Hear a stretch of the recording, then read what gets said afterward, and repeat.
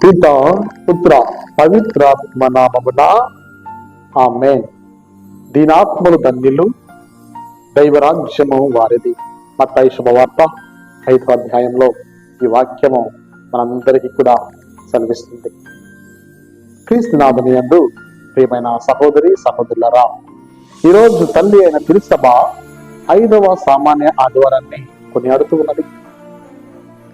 ఈనాటి 3 దివ్య గ్రంథ పట్టణాలకు కూడా దేవుని పట్ల దీనత్వము కలిగి ఎవరైతే ప్రార్థిస్తారో, ఎవరైతే దీనత్వముతో దేవుణ్ణి దర్శించాలని ఆశపడతారో అటు వారు దేవుని చేత అభిషేకించబడతారు, దేవుని చేత ఆశీర్వదించబడతారు.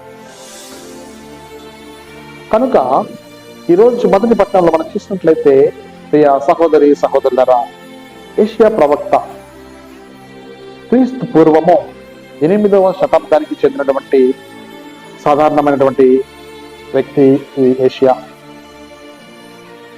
ఏషియా ప్రవక్తకు దేవుడు కలలో కనిపించి రాజభవనంలో ఉన్నట్లుగా దేవుని యొక్క ముఖకాంతిని ఆయన కలలో దర్శించుకున్నాడు. వెంటనే తన యొక్క దీనత్వాన్ని ఆ దేవుని పట్ల కనబరుస్తూ దేవుణ్ణి స్తుతించాడు, ఆరాధించాడు, మహిమపరిచాడు.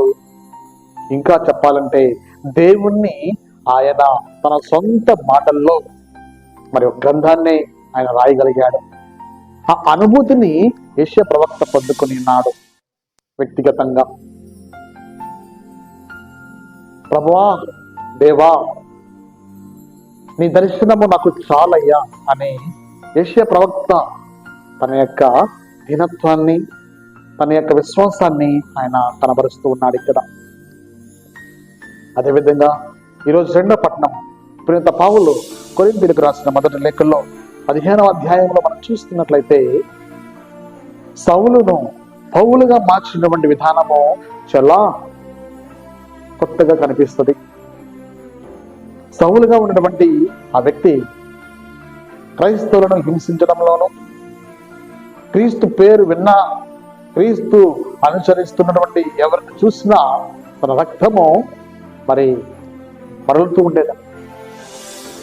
డమస్కస్ ప్రాంతానికి ప్రయాణం చేస్తూ ఉండగా యేసయ్య ఆయనకు దర్శనమిచ్చాడు. పౌలు అని పేరు కూడా మార్చేశాడు. సౌలును పౌలుగా మార్చినటువంటి యేసు తన జీవితాన్ని కూడా మార్చేస్తాడు. ప్రైజ్ ది లార్డ్, హల్లెలూయా. మరి వెంటనే తాను చేసుకున్నటువంటి ఆ యొక్క మతపరమైనటువంటి ఆ యొక్క యుద్ధము కావచ్చు, క్రైస్తవులు హింసించడమే కావచ్చు, అన్నిటినీ కూడా పౌలు తన పేరే మార్చుకోవడం కాకుండా, తన పేరును మాత్రమే మార్చుకోవడం కాకుండా తన జీవితాన్నే మార్చేసుకున్నాడు.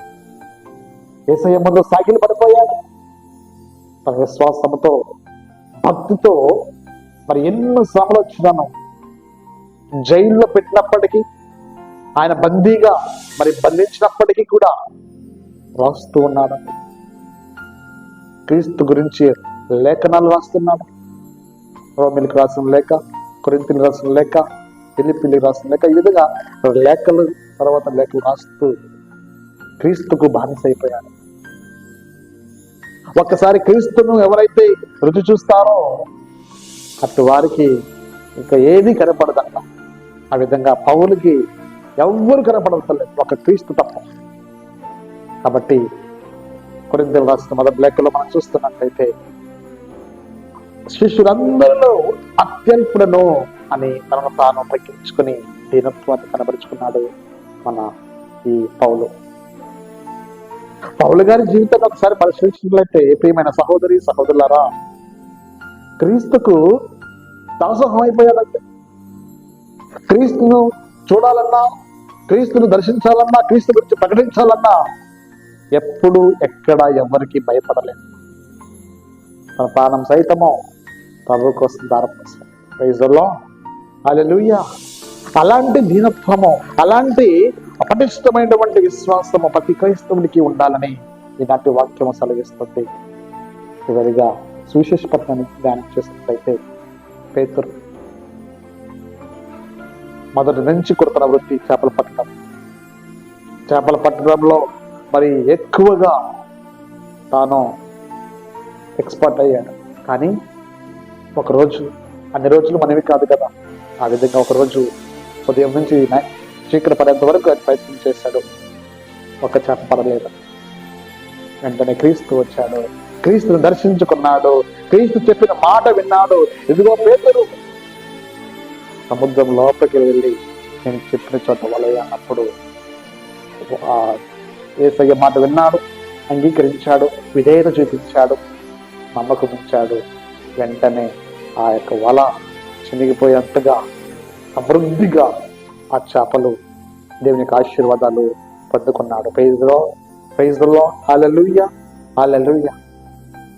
కాబట్టి ఎవరైతే యేసయ్యకు, దేవునికి ఎవరైతే వినయము, విధేయత, దినత్వం కనబరుస్తారో అటు వారికి దేవుడు తన యొక్క అద్భుత కార్యం ద్వారా లేవనెత్తాలని ఈరోజు వాక్యం మనకు బోధిస్తుంది. కాబట్టి ప్రియమైన సహోదరి సహోదరులారా, దీనత్వాన్ని ప్రభు ముందు కనబరుద్దాం. తద్వారా దేవునికి ఆశీర్వాదాలు 30 60 నిరంతరంగా పొందుకొని దేవుణ్ణి ఎల్లప్పుడూ స్తుతించుదాం, ఆరాధించుదాం, మహిమపరచుదాం. పిత, పుత్ర, పవిత్రాత్మ నామమున ఆమేన్.